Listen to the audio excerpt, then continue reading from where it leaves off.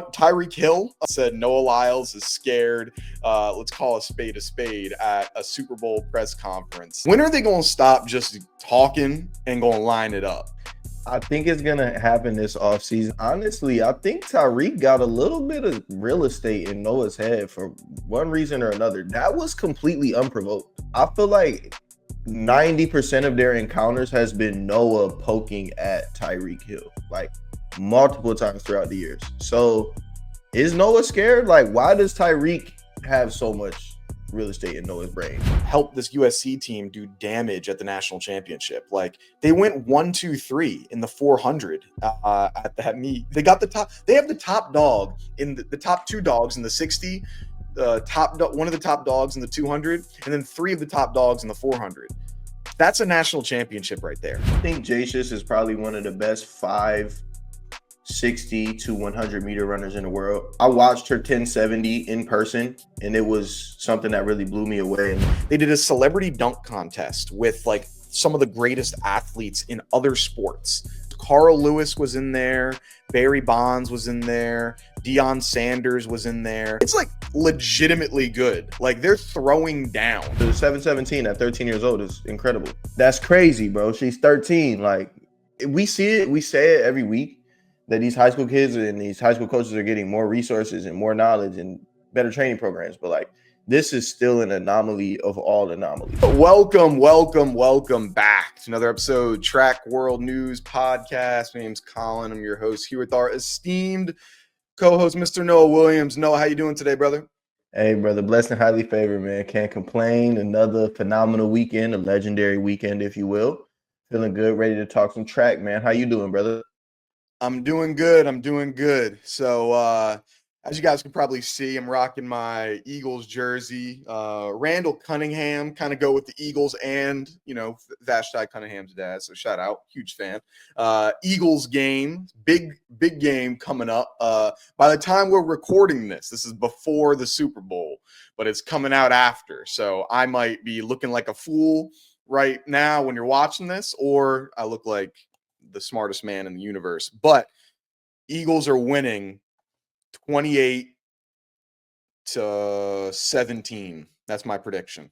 28-17. Eagles win. Saquon Barkley, Super Bowl MVP. That's my pick. Okay. What's your prediction for the Super Bowl that at this point has already happened by the time they see this? Okay. It's going to be 31-27 Kansas City. There's going to be a large moment in the fourth quarter where Saquon Barkley either fumbles or drops a pass. It's going to happen. Just letting you know now. Nah, that's crazy. Nope, not accepting it. It's we're taking this thing to the Super Bowl. We winning for the birds. People are going to be climbing these lights. So what's crazy too? So I live one block away from like City Hall. I'm really close to City Hall, which is where everyone like climbs light poles. For those that don't know, Eagles fans, we are degenerates at times, and we'll just like climb light posts when we win things. And I live like one block away, and so there's a whole bunch of like businesses and things in the city. In order to prepare for the potential Super Bowl win, they'll grease the light poles so people can't climb them.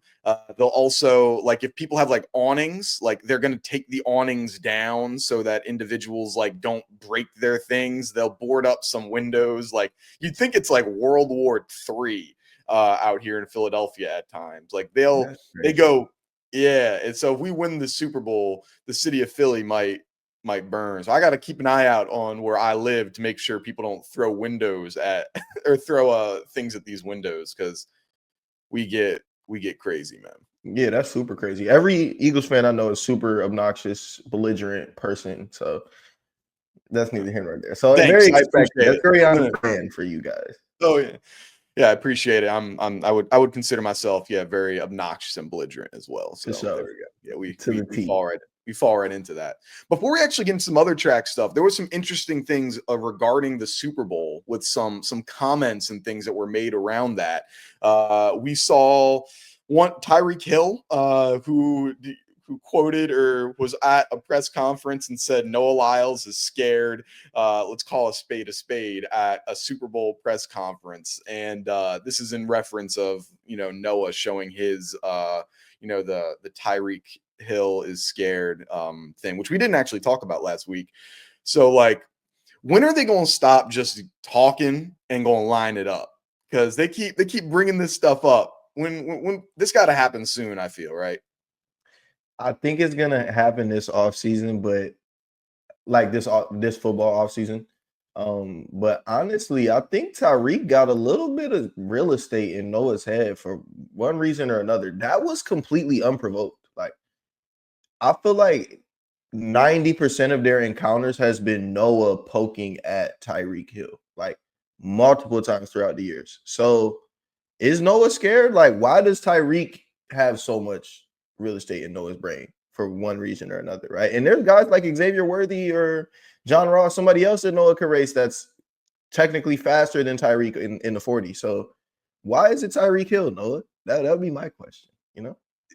If I were to answer that one, I think it's Tyreek, even though like Tyreek Hill is definitely no longer the fastest man in the NFL. Like, Right. I think he hasn't been for a little while, but he's got the name and the branding of the fastest man in the NFL. Like you said, like Xavier Worthy, John, like these are guys that are definitely faster than Tyreek Hill. But it's the fact that it's Tyreek Hill that's big. Like the like a race between Usain Bolt versus Tyreek Hill would do even more numbers than if it was Noah Lyles, who was actually much faster than Usain Bolt, but it's the name of it being Usain Bolt, which is like massive. So it's like that's it.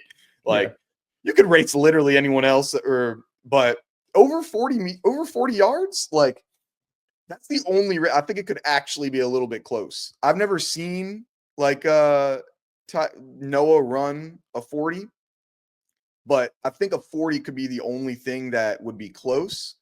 And even then, oh man, we can't lose. Like if Noah lost in a race against Tyreek, which is like I don't think it would happen. But if that happened, we would lose like so much respect. Like everyone would just be clowning on track and field. Yeah, we certainly would lose a lot of respect, but it's something that we all want to see. Whether I don't really care how the results go. Like I just want to see put this talking stuff, social media stuff aside and go race. If we gonna race, just go race. But this kind of is like a segue. Did you see those photos of Zach Bond in high school, the Eagles linebacker? Yeah. Did you see him? He raced and beat Kenny Bednarik in high school. Ooh, I didn't see that one. Oh He no. beat Kenny in high school over 1 and 200 meters. Oh snap. Yes. I missed that part. Yeah. Yes. Cause like I was looking at this. So somebody posted his PBs in high school. I think he ran like 10.5 and 21.2 or 21.1, something like that. And they posted it with a graphic. And I looked it to the right. I'm like, this looks like Kenny.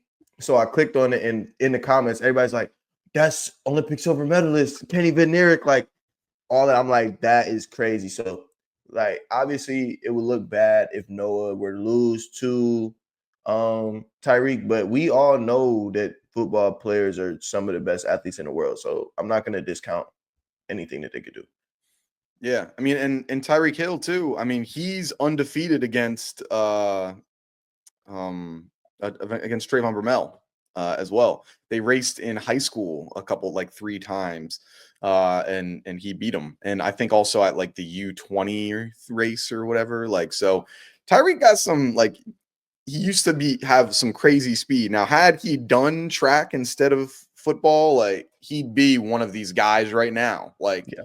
he was at the level of Trayvon Bromell in high school. Like if he decided to do that instead, there's no reason he wouldn't be one of them ones right now. So very impressive, but ready for them to line up. So all good. A lot of talking at the Super Bowl.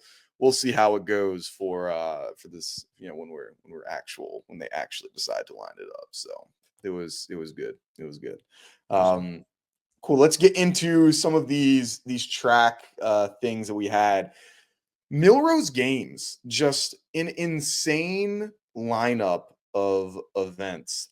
I mean, it seemed like I think last week, with the New Balance Grand Prix, I feel like they set a high bar of what's going to be a great indoor track meet. Like, I mean, they had the performances, they had the environment, they had the names, they had a lot, and it made it really hard. And I was like, I don't see a way that Milrose Games is going to be better than the Grand Prix. And in my opinion, it was. I think this was the best track meet that we've seen of the season so far, and I think it's going to be very difficult for another track meet to be better than this. What were you thinking on just like the level that we saw here? Obviously, the performances were historically great. We spoke about it a little bit before the show. Do you want to tell our viewers like just a few of those not accolades, but like things that occurred at this meet? Oh yeah, here we go. All right, so buckle up. We got a lot of things to just go over. I'll just say the amount. So we had a world record from Yared Nuguse, world record from Grant Fisher. We had a world record from Melanie Doggett. We had a national record from Lisa Raye.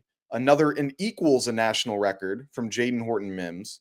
We had a world leading time from Masai Russell, Dylan Beard, Jacious Sears. And then we had an American record from Josh Hoey. And then we had another national record from the Carroll 4x2. That is a lot. How many things was that? I lost count. I lost count. It was like 5, and then it got to more than 5. It was like 5 and got to more than 5. Yeah, like that is an incredible. It started off the meet with 3 world leads in a row. It started off like the national TV window with 3 world leads. Like that's insane, man. Like this was easily like one of the most exciting. Like I was struggling trying to keep up with breaking this news and stuff. I'd be like, the second I finished one, it was like, all right, next event on the track, they also set a world lead. I'm like, damn, I can't keep up with how quick they're doing this. So great performance. It went really well. Yeah, bro, it was incredible stuff going on. And typically, like for a professional meet like this time of the year, you wouldn't see that many world leads. Like you might see 1 or 2, maybe, but you typically see that at like the Arkansas Invitational or the Tyson Invitational. You wouldn't necessarily see that at a Millrose. Maybe so in a Wanamaker Mile, but this was impressive, man. It was impressive. So I'm excited to really get more in depth with these performances. And I know you were talking a lot of trash on the Millrose on the Armory track. You see that they got a new track surface. Yeah, new surface. So that must be what it is. It must be the new surface. Hopefully those lanes are wider. I couldn't really tell. They were saying that when they were going to resurface, because they completely resurfaced. There were 5 old tracks underneath the one that they originally had.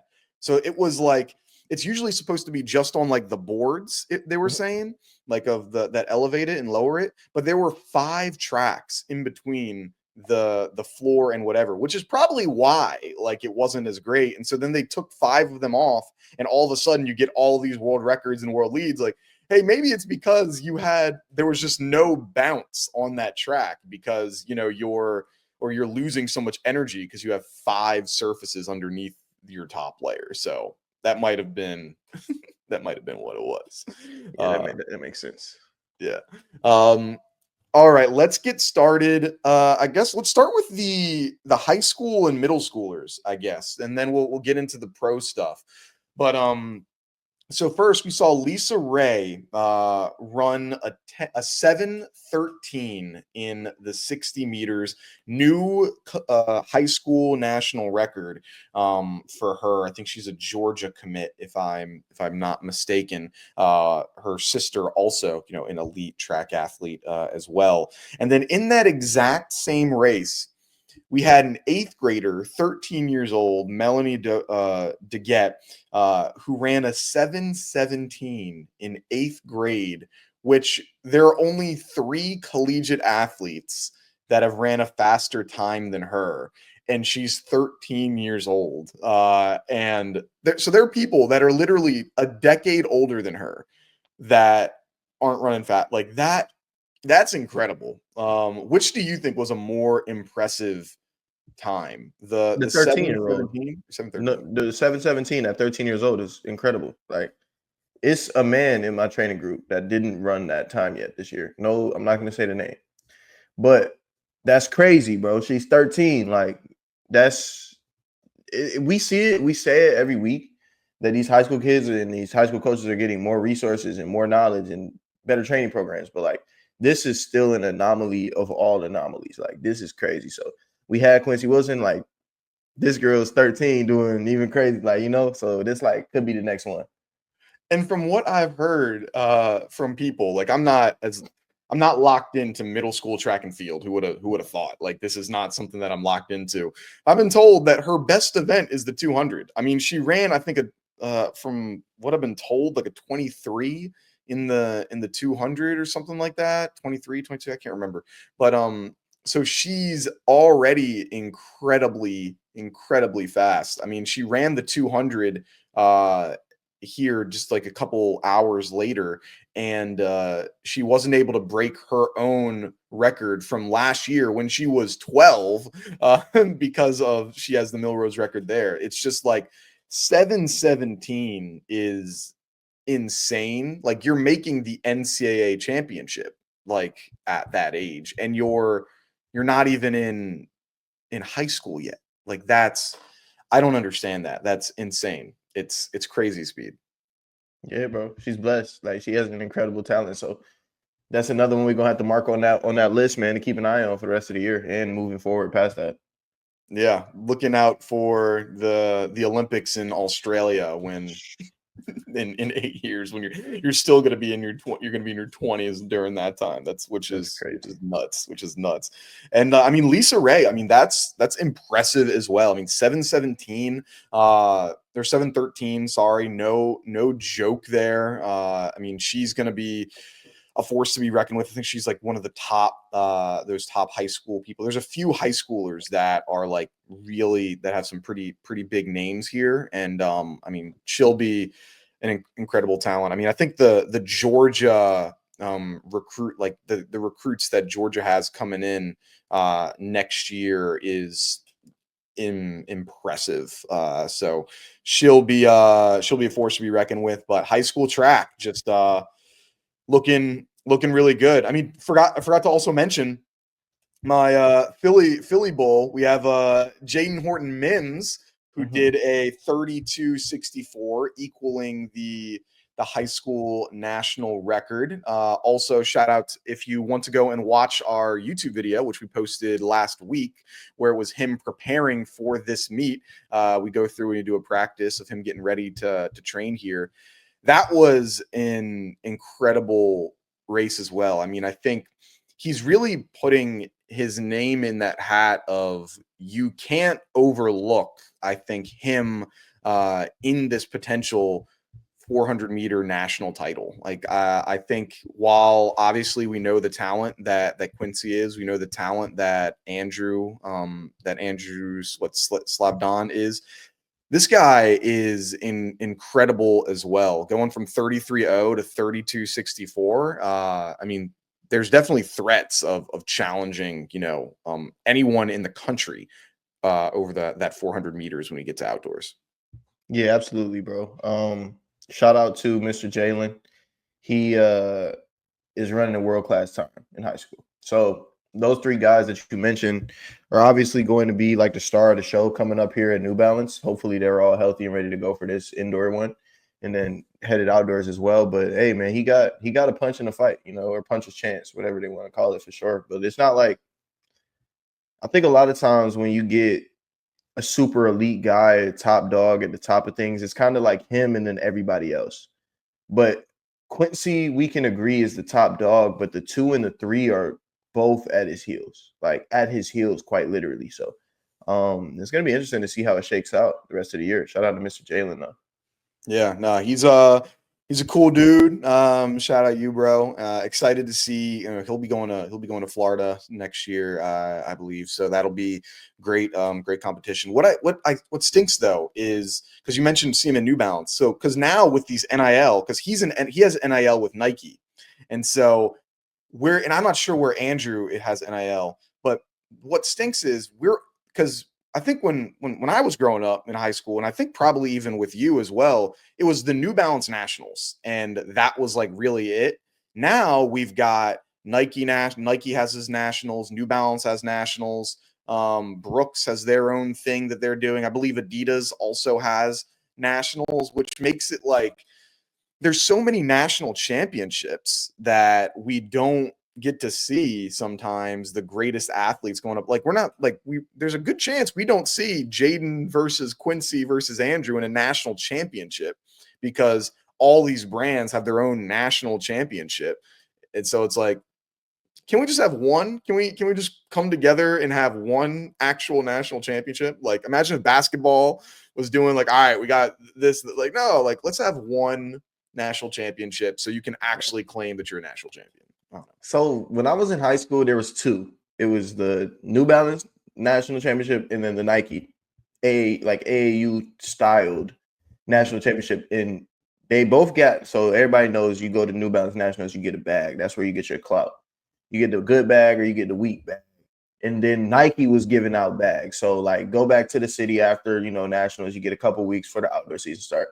And that's when you kind of could tell who was who. Because you got some people wearing the Nike bag, like, oh, they went to the Nike Nationals. But now it's like an actual thing that it's like, oh, I went to the Nike Nationals and won. Like, okay, you might be legit. But back then, dudes was winning the 200 and 22-8, like 22-6 would win the 200. I'm like, nah, you can't even.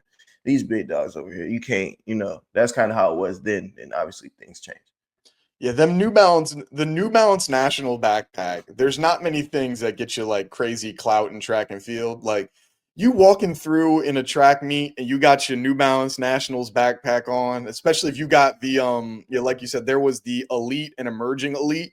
If you got the elite New Balance Nationals backpack, and especially if you could get the one like that says if you get the All American patch on it, bro, it's like you the coldest dude walking through because they're like loud. They're loud track like bags. Like you can tell who's got them. Like they pretty cool. Like they put in some good stuff there. So it's like, nah, that was track and field clout. If you had your New Balance Nationals backpacks, like he was one. Bro, ultimate clout moment for myself. I had like 30 minutes, right? So I was in a championship division. So I had the championship bag. This is 2016. And this is, in my opinion, the best bag they ever did. It's when it was blue and orange. It was a blue and orange bag, 2016. But I was in the championship for the 400, I think. But we had emerging elite for the sprint medley or the 4x2. And we won the 4x2. So I had the championship bag with the national champion crown, because when you win the national championship, you get the crown. So I was walking around with the crown on, knowing it was emerging elite, but I had the championship bag on. So I'm like, nah, I'm him. Nobody really gonna call me out. People looking at me when I walk by, like, who the fuck is that? You know what I mean? So that was my little clout moment in high school. That shit was cool.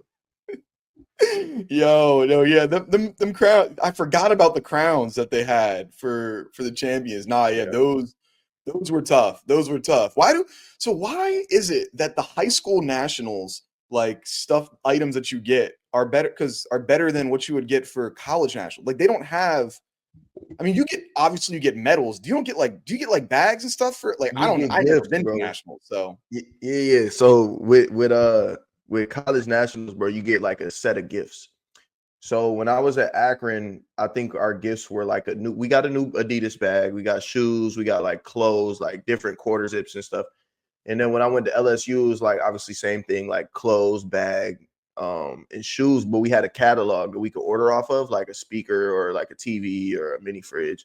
Like it was like a bunch of different things in a catalog that you could order from. So like to get the NCAA gifts, bro, that I racked up throughout the years were like super fire stuff that's still in my house, literally tilted. Like I don't have any of my medals or any plaques or anything on display, but I have like my gifts, like speakers and shit that I got. Yeah, get rid of all the medals and the trophies and all that. But let me get that JBL speaker. Then yeah, now we You Now know we we cook. talking. As long as I can listen to some vibes, man, I'm good. I don't need to have no plaques, nothing in the house. There you go. Nah, yeah. So they do some good stuff, man. I always like the Nationals backpacks. So man, Yeah. make national. Let there be one national thing again. Like I want to see these guys going up head to head because it's criminal to not have the best people in the nation go against each other because of their NIL of what they've got. Like I get it. Like I don't want to mess with your money, and like I understand that, but it's like as a fan, I want to see these guys go up against each other. So we'll see. We'll see. Uh, all right, let's get into, I guess, the pro side of things for our Milrose games. A lot of things went down. I guess let's start with Noah's favorite event, the 60-meter hurdles. So we had Masai Russell drop a world leading time, 776. I think it was just 0.02 or 0.03, something like that, off of her personal best that she has. So overall, great way to start off the year for her. And I think in the race that she had, I mean, it looked like I think Grace Stark was was ahead of her or very close in the first like couple hurdles, and then she ended up getting some separation. But she's someone where every week I think like, hey, someone might is going to get her this time, because I still think back, and maybe this is some poor bias of what I've had. I still think back to like college where it was she did great in the regular season, but like, hey, when the lights were brightest, like she wasn't able to perform as to the extent that she wanted to and that we knew that she could. And so because of that, I still think in my head like, it's not going to be a good race for her. But and I'm wrong every single time. I'm wrong every time. She's just been like incredibly consistent, and went from one of the more inconsistent runners to one of the more consistent runners over the course of the last year, I feel. Yeah, bro. Masai's on fire. 3-0 on the season, probably one of the hottest athletes right now in the sport. And shout out to her for getting selected for the Celebrity All-Star game. That's going to be cool that she's getting representation in that way. But I think it's just her confidence is just higher than it ever was, because she always had the talent. Like even in high school, I remember hearing about her at Bullis in like 2018. So we all knew the talent was there. She had a successful freshman, sophomore, junior, senior year at Kentucky. It wasn't necessarily winning a bunch of national championships. So it seems like with the confidence, she kind of trusts herself more, trusts that she belongs, and now it's proving to be true in her performances every weekend. Yeah, now she's looking strong right now, man. And I mean, she said I think she's going to be doing US indoor USA's, but she said she's not going to Worlds. So she'll be doing that. And then I guess wait until she comes on outdoors to be competing. But no, yeah, she's looking good through these races. Like not clipping many hurdles either. Like when she's Yeah. running, like being clean over the hurdles too, not just winning, but like winning in clean fashion. Like I think that's also a super positive thing of what you want to look for here. Yeah. That was a problem for her consistently too. Like it's when she first turned pro throughout that season last year, like she was having problems with clipping hurdles. She might be winning, especially in the 100 hurdles. Like she might have been winning a race and clip a hurdle and just fuck herself. Or like in NCAA's, like she'll clip hurdle 1 or 2 and then just have to fight an uphill battle. But yeah, that it's trending in the right direction for her. And one more thing before we leave the Masai Russell topic, I think if you're a high school athlete, that's a really good person to look at as to how to market myself in the sport. Masai's been doing it since high school. Like she's been capitalizing and taking advantage of social media since high school. And obviously now she's built a huge brand for herself. So if you're a younger athlete and you want to kind of learn how to operate, looking at Masai and what she does, that's a really, really good person to look towards. So shout out to her for that. Keep up the good work for sure, on and off the track. Yeah, nah, she's doing great with that sort of stuff. I think I loop her and like Tara Davis Woodall in like the Yeah. same kind of realm when it comes to the social media and marketing off the track or off the runway type of things. Like they both have been, in the front of the track and field space since high school for, so since probably, depending on when it was, either 15, 16 years old, which is like, that is hard to have those types of eyes on you and to not mess up and say one thing wrong, or especially when you're like 17, 18 years old and you've got these, random people talking about you. Like, it can be hard to not, to not crash out like once or twice. So no, they've been doing well. No, they've been doing well. So impressive people. But you mentioned real quick on Masai going to be at the Celebrity All-Star game, which is great. We also have Shelby McEwen, high jumper, who's going to be in there. Doc, have you seen some of the dunks and like the highlight reels of him playing basketball? Yeah, he's actually a basketball player. He's like, he's got ups. You're an Olympic silver medalist in the high jump. Like, of course you can jump. He was even doing he was training with the guy, like Jordan Kilgannon, like the professional dunker. Like, oh wow. Yeah, he was training with these guys. And yeah, he played ball in college. In college, he played basketball before he transferred to Alabama. Like, he might drop something crazy on these folks next week. Like, I'm looking forward to it. Like, it's gonna be good. It's gonna be good. Yeah, I think we might have a 30 ball from Shelby for sure. Like, we might get 30 points out of him, and that would be great for the sport, great for his brand too. What we need to bring back for in the NBA is I remember, I think it was in the 90s, and next time that I run into Carl, I want to kind of ask him about this. But do you remember they did a celebrity dunk contest? Oh, look this up. So I think this is in the 90s.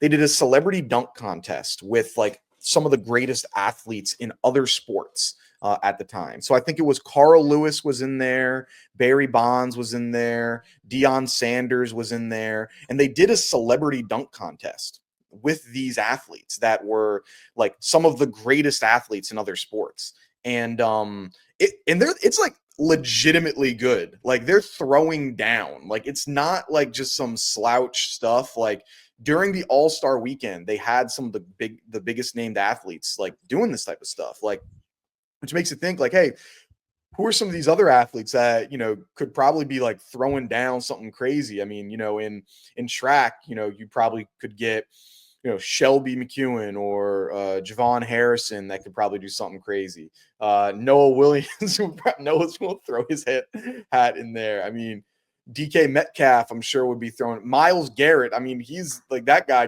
got some ups too. I mean, that's something I like to see as well, of like, let's get some of these other sports. Y'all did it in the past and it went well. Travis Hunter, I mean, like, all these people that I think could just like throw down, but yeah, need to bring it back. For those that haven't seen it, go back and look up Celebrity Dunk Contest. It was like in the 90s. It's actually like, it's pretty cool. It was pretty impressive. Was Carl Lewis like banging that shit for real? Yeah, like, look it up. Like, I'll try to clip it and find the space of it, but it was the Celebrity Dunk Contest back in the 90s. And let me see if I can find it right now. Celebrity Dunk Celebrity Dunk Contest in 1992. Michael Irvin, Chris Carter, Barry Bonds, all these people were in there. So take a look at it. It was pretty dang impressive, and I definitely would recommend. Yeah, Deion Sanders was dunking in a bucket hat. Like, that's crazy. It was pretty good. It was pretty good. But so yeah, let's see. Good luck to all them. Then into the sprints, I think, like, so she continues on her, I guess, upward trajectory, which I'm excited about. But Jacious Sears, sorry, not Spears, Sears. Jacious Sears, who drops another world-leading time, 7:02, coming back from these injuries. Excited to see her doing well. It was I think it was an impressive race for her too. Like, she had some pretty significant dominance throughout, great reaction time. What were your thoughts with her and how she performed? I think Jacious is probably one of the best 560 to 100 meter runners in the world. Like, being genuine. I watched her 1070 in person, and it was something that really blew me away and left a mark. So I'm glad to see that she's back healthy. I know that hamstring took her out last year. So this comes of no surprise to me. Like when I saw the start list, I was like, okay, Aaliyah Hobbs has got her name in there. Solera Barnes, obviously, but Jacious is special. She's a special talent. Doesn't get too much shine, doesn't get too much talk about, obviously, because of the injuries and stuff like that. She hasn't been able to do it on the biggest stage, but as a talent, definitely one of the most 5 talented women in the short sprints. Yeah, I think for her, I mean, the 60-meter world championship, I think, is pretty open for her. Especially, I mean, given it looks like she's probably gonna run it, just given how many 60s she's ran, and I haven't heard her say that she doesn't plan on, trying to go to worlds, and especially this being, your first year pro and you want to make an impact. I know a lot of times it seems like the first year pros do indoors, like for most of the time, from what I've noticed, like you do indoors your rookie season.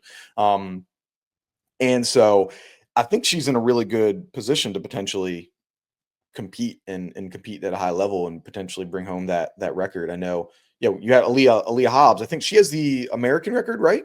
I think in the 60, if I She remember. could. I think she got it in 23. Yeah.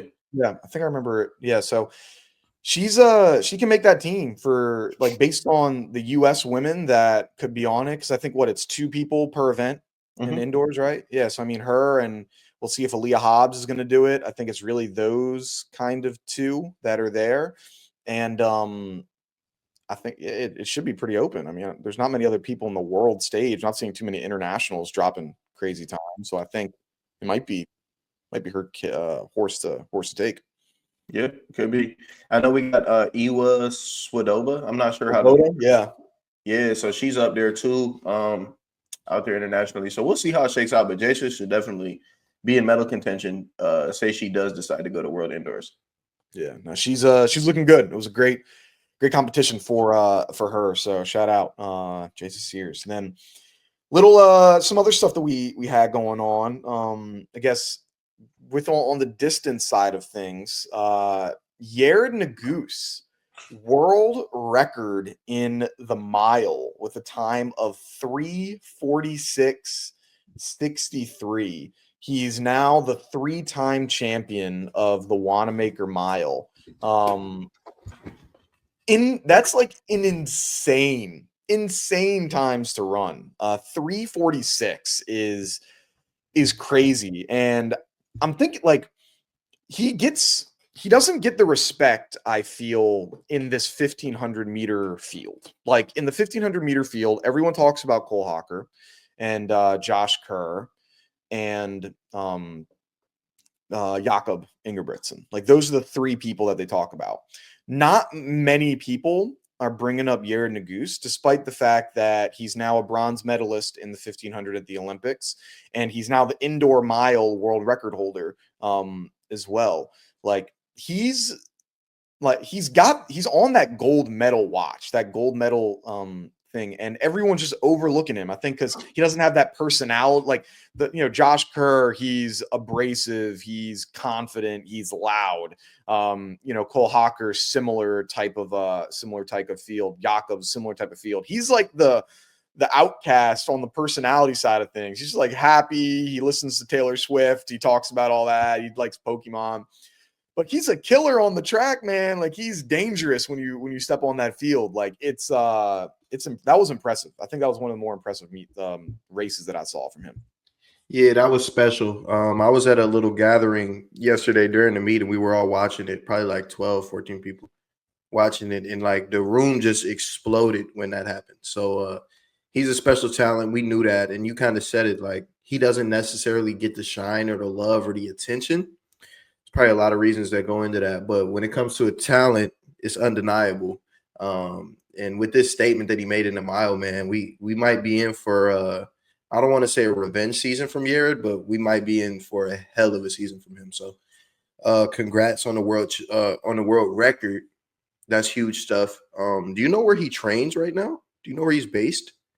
I do not. I'm not too sure where he trains. I mean, I know that he went to Notre Dame in college, and so I don't know if he's still training there. I know that there's a couple new. I mean, he's in On. I'm not too sure where On like where their headquarters is. I mean, I know that Isaiah. No, I don't think he was with On. He was with Brooks. I'm not sure. I don't know. I'm not I'll too. be interested to know where he trains and who he's training with, because there's a lot of good things going on this early in the season for him, man. So I want to see him keep it up for sure. Yeah, no, that was impressive, impressive mile that he was going through. So yeah, I'd be looking out for him for the world championships for this 15, because like if Josh and Jakob, if Josh, Jakob, and Cole are all looking at themselves, it's like, hey, I'm gonna try to, like, all three of us are gonna try to, we're beating each other. You might slip in and get there, like, because at this point I don't even know if it's much of being an underdog now. Like, you got a world record now, you're not an underdog, like you one of them, you a big time guy now, so he'll be impressive, for sure. Yeah, for sure. Then I guess we had a few other just kind of events that were impressive at Millrose and outside of it. I'll just finish off the Millrose, and then I know you've got some college stuff outside of it. We wanted to go over. Dylan Beard, world leading time, 7:38 in the hurdles. Shout out. He went to Wagner, where he started off.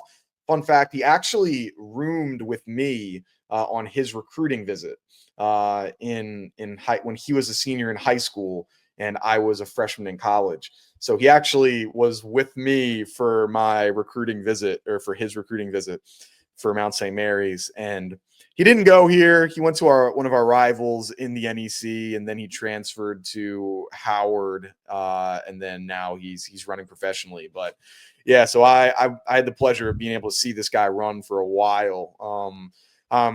We played like basketball, like during our trip and everything. It was cool. I thought he might have decided to come here, but he didn't, unfortunately. And now he's running world leading times in the 60. So impressive. Yeah. Shout out to Dylan, and that's funny that you say that, because one of my former recruits ended up winning an event at this meet, and that's Marcellus Moore, who ended up going to the University of Texas. He was in the transfer portal, and he was my recruit at LSU. I tried to get him there, bro. I tried to show him a good time or whatever. He didn't want to come. It was cool. He had a great career at Texas, but congrats on beating Trayvon Bromell, running a really, really fast time in the 60 and getting a dub for himself at Millrose. That was cool.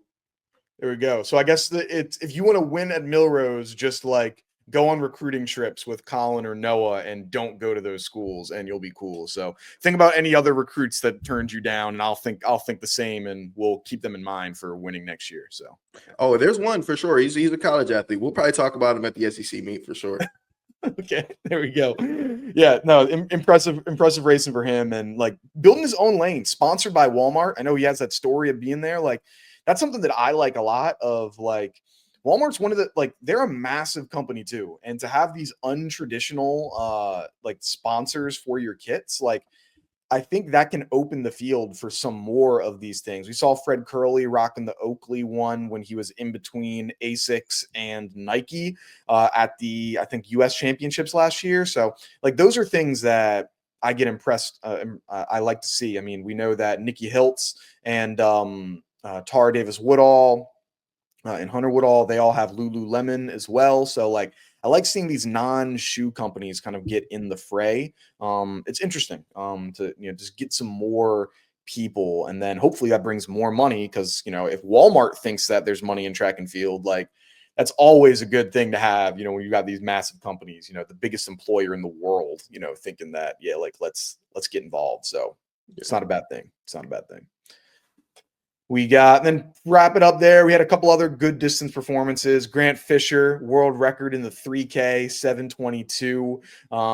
Him and Cole Hawker were going at it at the end there. And Josh Hoey, who broke the American record in the 800 with a time of 1:43.90. So some impressive distance events, when at Millrose. I mean, Grant Fisher, I think he's got that.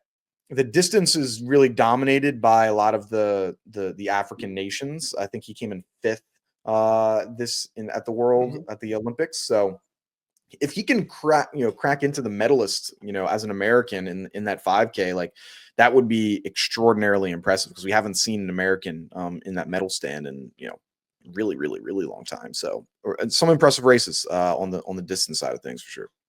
Absolutely, bro. I think to watch, my favorite event to watch this weekend was Josh Hoey in that 800. He was in the field with Bryce Hoppel. And if you're an American, you kind of know Bryce Hoppel's been carrying the torch for the 800 for the past few years. He's been freaking on fire every season, every week when he lines up. It seems like he's ready to go. So for Josh, a younger guy, I actually roomed with Josh one time a couple years ago in Atlanta. But guy that is a little bit under the radar. He was a superstar in high school. He hasn't done a ton of things as a professional, but he's had a really hot indoor season. So for him to go out there and beat Bryce, and I could see the look on Bryce's face after the race. He definitely wasn't too pleased by losing that there. But shout out to Josh, man. We could have an incredible career unfolding here right in front of us with Josh Hoey. Yeah, I mean, he broke Donovan Brazier's American record. Now I know he's had a lot of injuries and hasn't really been himself or really raced in recent years. But back in the 2019, like those seasons, like he was the 800-meter guy. Like he was the guy to beat. And so taking down any of his records, like that is no joke. So great performances from them. Really solid stuff. But overall, Milrose Games, I think was a great competition. I mean, they know how to put on a show. They had great, big time names all the way from 8th graders to 28-year-olds. So they had everything in between. So overall, great competition. Always loved it. It was a shame I wasn't able to make it out there, but next time hopefully. So let's see. You had some stuff on the college side of things you wanted to touch on. We had a couple good college performances outside of Millrose. What did you notice? Yeah, there was a couple meets this weekend that were pretty hot. There was a meet in Albuquerque and there was a meet in A&M. But that Albuquerque meet, man, I'm seeing more of the same right now with USC and specifically Johnny Blockberger just being on absolute fire through the indoor season. Johnny came through 20.3 in the 200. Next day, double back, ran 45.4. So he's right up there at the top of the leaderboard. Now, I don't think he's the one spot in both events, but he's got to be top 3 in both events right now. So it's looking like we had both spoke on it. USC is an early favorite to win this men's national championship. So that was like the most glaring thing that I saw from this weekend's performances. Yeah, no, it was Johnny Blockberger's on a tear right now. I know from what it sounds like he's only doing indoors, so it stinks because he would probably be a Bowerman favorite right now, or definitely up there had he been doing in outdoor season. But he can definitely do, help this USC team do damage at the national championship. Like they went 1, 2, 3 in the 400 at that meet. They got the top dog. They have the top dog in the top 2 dogs in the 60.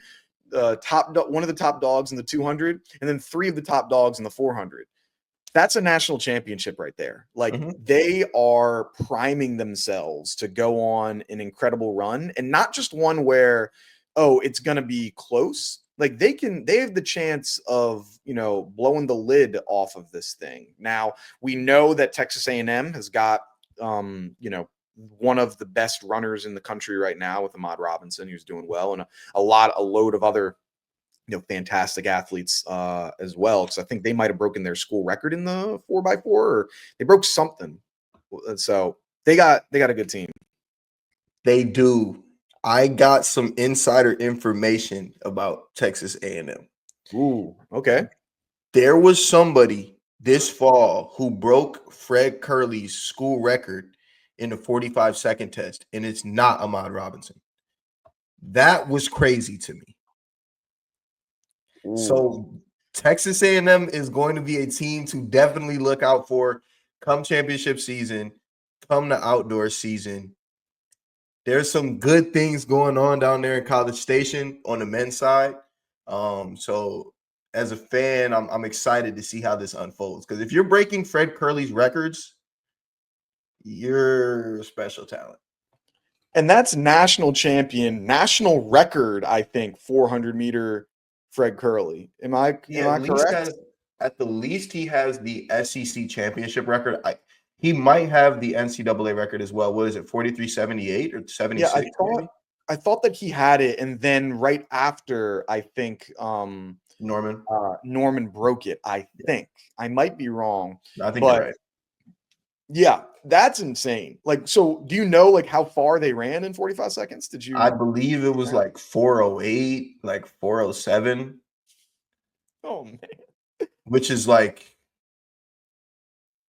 eyebrow raising a little bit, because I've run 400 or 401 in a 45-second test. So if you're running like more than 405 meters, like you are incredible. that's like world record watch esque. I feel like if you're running 408 in a 45-second, I mean that's Yeah, pretty bro.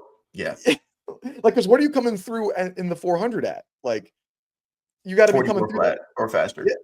Yeah, and that's at a practice, Yeah. So that's crazy. I'd probably be coming through, 300, something like that. That sounds about right for me, maybe if I'm lucky. So yeah, nah, that would that's crazy, bro. That's Yeah. crazy. So watch out, and it's not Ahmad Robinson. It's not Ahmad Robinson. That's the like when I heard it, bro, I was like, nah, no way. But hey, man, they're cooking with grease over there in College Station, man. That's good. That's good. I mean, national championship is I think it's in Virginia, if I remember, like Virginia Beach Yeah, or something. that's Indoors. weird. Yeah, first time it's at a HBCU, I think, ever, from what I've heard. Okay, well, good then, good. Yeah, which is cool. And I wanted to go. Unfortunately, I got some priorities. I can't go to that meet, but work stuff. But yeah, and that's going to be a real good competition, I feel. So that should be fun. That should be fun. Yeah, for sure, man, for sure. Now, is the national championship in the end of February or beginning of March? Bro, you ran it. Why are you asking me? Like you won the national championship indoors, and you're asking me when the national championship is? Like, I think it's the last weekend. I think it's the last weekend of February. I think, because I was gonna say, to have national championships at a HBCU during Black History Month, that's fire. Yeah. There you go. Yeah, it might be. I mean, because right now it's February 9th. And so like next week would be is next week like conferences, or the week after conferences? And then it might be that first week of March, just looking at the time, because like there's only 2 weeks now. Right. And so it might be that first week of March, but I don't know. I guess we'll see. But yeah, Asian so that's Heritage Month. There you go. yeah, that's what it is. Yeah. That's what it is. But no, yeah, that's some impressive times from them. I know there's a couple other college things that we had going on, right? Yeah, I want to let me bring up my little You're saying notepad. India. I think you're saying India, Mayberry. Was that right there? TCU. Yes. My bad, brother. What's old girl's name again? One more time. India Mayberry. India Mayberry. So she ran what, a 22.4, new NCAA lead as a freshman in the 200, which is moving, man. She's cooking. Another one we got to keep our eye on now. That's like some crazy times, because what was it? She ran the 22.4 in the 200. She had I think she had an impressive, was it 60 maybe last week? I can't remember. Yeah, it was. Yeah. Yeah, so no, she's looking strong, man. From it. So no, yeah, that was crazy. TCU. So shout out the last really great TCU guy there was Ronnie Baker back in would have been like 2014 or no 2017, something like that. So bringing back the old great some great sprinters from that school. So I'm here for it. I'm here for it. Yeah, bro, that was different to see TCU back up there like that. Like you said, Ronnie was there. I remember they had a run with a couple 400 guys, because I was considering going there, but it was interesting to see TCU back like that. So good job to her, man. Keep up the good work. Hopefully, maybe you can win a national championship as a freshman. That would be crazy. Yeah. National champ, like freshmen in the sprints too. Those are even more difficult to come by. I mean, I'm trying to think back of like when we had some national championships as freshmen in the sprinting events. I can't think of I guess I know Sha'Carri Richardson did it in the 100.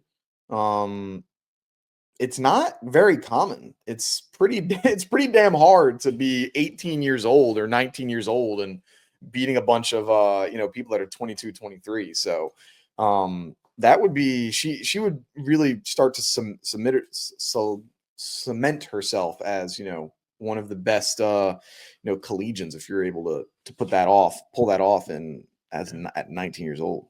Yeah, bro, it just doesn't happen. Now that I'm sitting here thinking, like, I remember freshmen that put together really good freshman seasons, but not to win a national championship other than Sha'Carri. That's the only one unless I'm forgetting somebody, but Sha'Carri seems to be the only one.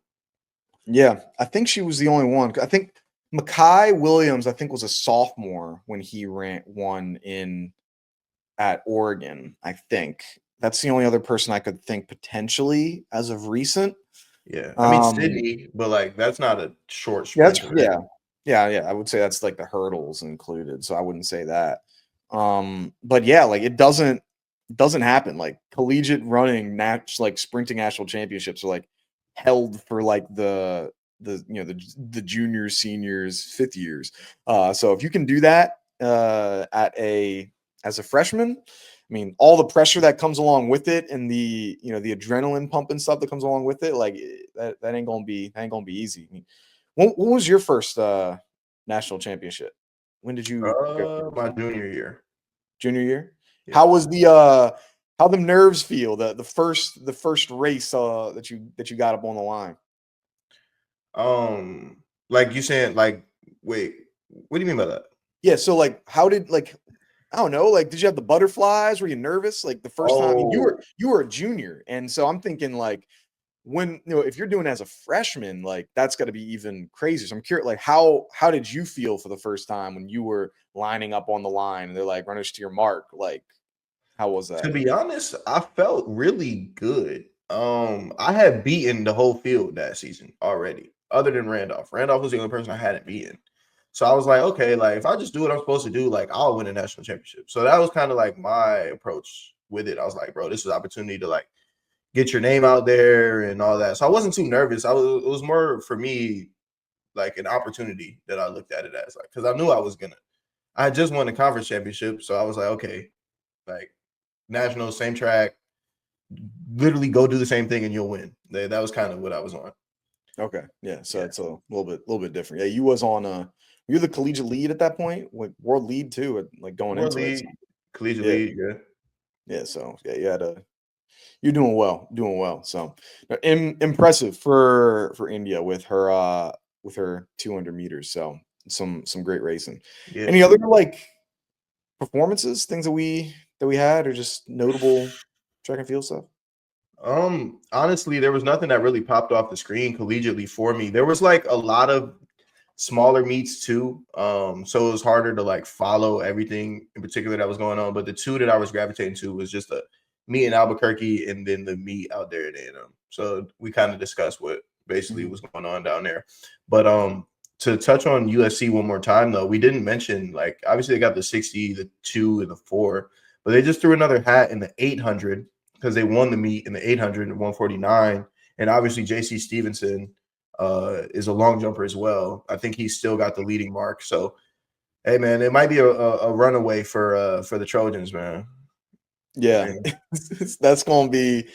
They're looking strong. I didn't see the 800. That's a good one, and I don't know if Makai just isn't running indoors and he's only doing outdoors. But to think they also got him as well. Like, I mean, I guess that's kind of will supplement the fact that they're going to lose Johnny outdoors and they'll get Makai outdoors. So maybe it's kind of, it's a fair trade. I feel, pretty close to the amount of points. So no, USC looking impressive. They got the 800 too. Yeah, it's going to be tough. Have you spoken to Favor since our last conversation with him? Yeah. I chatted with him. I can. Yeah. I talked to him a little bit. Okay. The other day. So, yeah, going through some development or not developments, but he's finalizing some like last details, for him to be able to get all good. So he should be good to go soon. From what it sounds like that I've heard. So we should be able to see him on the track, hopefully fairly soon. Just trying to, cross some T's, dot some I's from what I've gathered. But yeah. Got you. Yeah, I want to see him back on the track. He obviously is the most like accomplished sprinter in collegiate track and field right now. So it would be, well, maybe Tarsus, but either way, it'll be interesting to see how other guys compete against him. It's always a good litmus test early in the season when you get like a seasoned collegiate athlete versus like a younger, like a JC Stevenson or somebody that kind of random, to see how they compete. So that's another reason why I'm excited for Favor to step back on the track. I'm sure he's going to do incredible when he does, but it's just the timing of things, Mm-hmm. Exactly. Yeah. Let's see when he's going to come on down, and hopefully he'll put some stuff together. But it should be good. There was one other thing actually that I saw. We didn't talk about this even before the show. Kind of off the track. I saw so Michael Johnson tweeted out, "Hey, what is one thing that you want to see them do in their broadcast, and what is one thing you want to see them avoid in their broadcast?" And that got me interested in thinking, yeah, what do we want to see in there? And so I have my idea. I don't know if you have your idea yet, but what type of things do you want to see in Grand Slam in that from a broadcast, kind of put together of is there anything that would make it more interesting as a viewer? I didn't have anything, but I saw your tweet, so I'm really excited for you to share what you're about to say right now. Yeah. So what I had said is I really would like to see them put like heart rate monitors on the athletes, and then we can see what their heart rate is in the call room. I feel that would be super exciting and interesting to look at. Imagine like you just see all of the guys in the call room and they just have their heart rate right underneath it.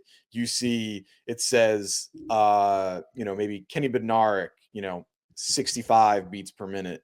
Oblique Seville, like 90 beats per minute, and like Fred Curley, like 42 beats per minute. You're like, oh, he's calm. And then you're like, oh, these guys are like, oh, they're nervous. Or maybe it's the other way around of like, hey, someone you think would be really calm right now is actually, got their heart rate. Now we know it's not just you're nervous when your heart's bumping, like, that's you got adrenaline pumping and everything like that. But I think that would be an interesting thing to bring to track and field of have a heart rate monitor on these guys so we can see what it's like, or could we mic them up in these things? I know we see that a lot with other sports, and with track it's a little bit more difficult to do a mic'd up thing because you're competing the entire time, unless it's like a jumping event where you might be talking to your coach, you might be doing other things in between. Like it's a little hard to do that in track, but I think those would be pretty interesting to bring to the fray for track and field. Oh, can you hear me? Yeah, I can hear you. I'm having a little technical difficulty though. My mic just gets unplugged every time I move it. I'm sorry. You're good. You're good. But yeah, so I think get some heart rate monitors on these athletes. That'd be interesting. See what we got going on. Yeah, bro. I'm with that though. Like when I seen you say it, like I was all for it. Like I'm right behind you, bro, on that pause. Yeah, but that'd be good. And then I think I said for things that we wouldn't want in there was, I think, just some normal. I can't even remember what I had said. What I don't want to see. Too many cuts in the 100.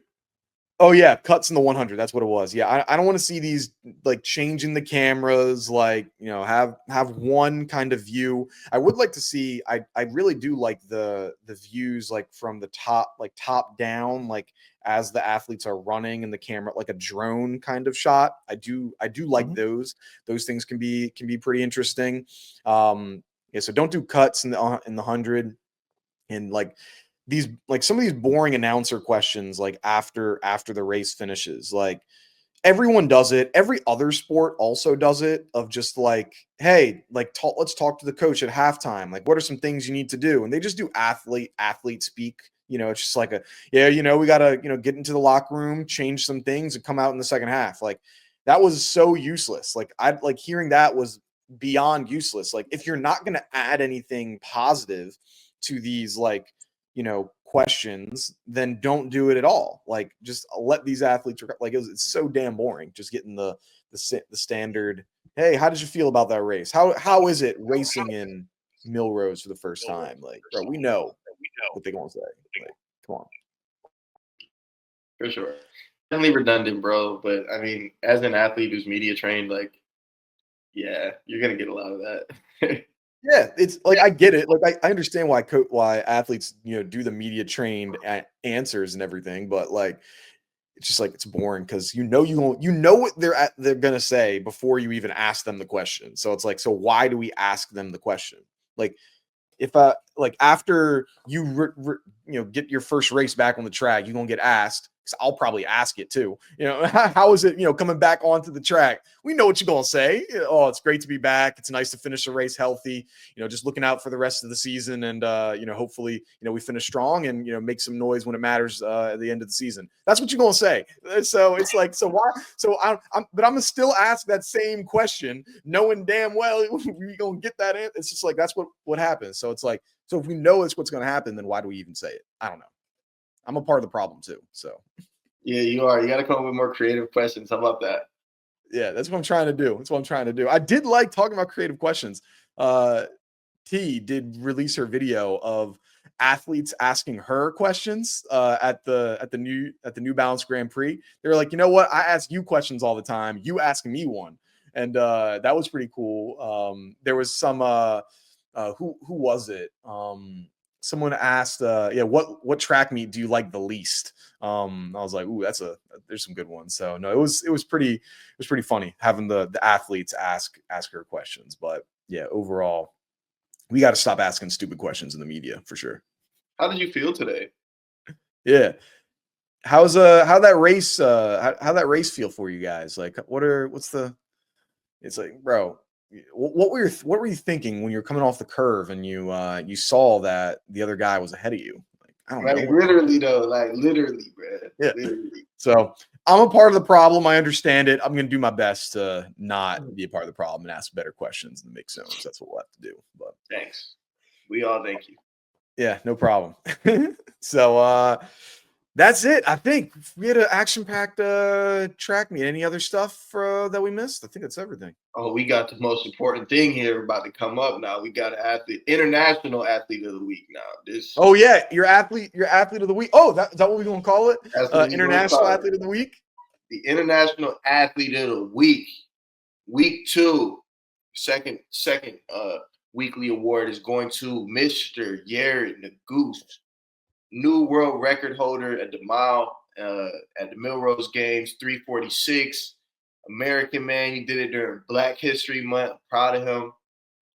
Did a great job, brother. Go ahead, DM us. We're gonna get that award sent out to you, to wherever you are. Congrats on it, though, for real. All jokes aside, man, that was incredible. Keep up the good work, and we're proud of you over here at Track Road News, man. Here we go. The International Athlete of the Week. Now we can officially brand it in the post. So I'll make sure to get that out on Monday for us. So excellent stuff. Congratulations to all of our athletes, especially Mr. Yared Nuguse, for winning the second weekly International Athlete of the Week. Make sure to like, comment, subscribe, tell a friend to tell a friend, and peace.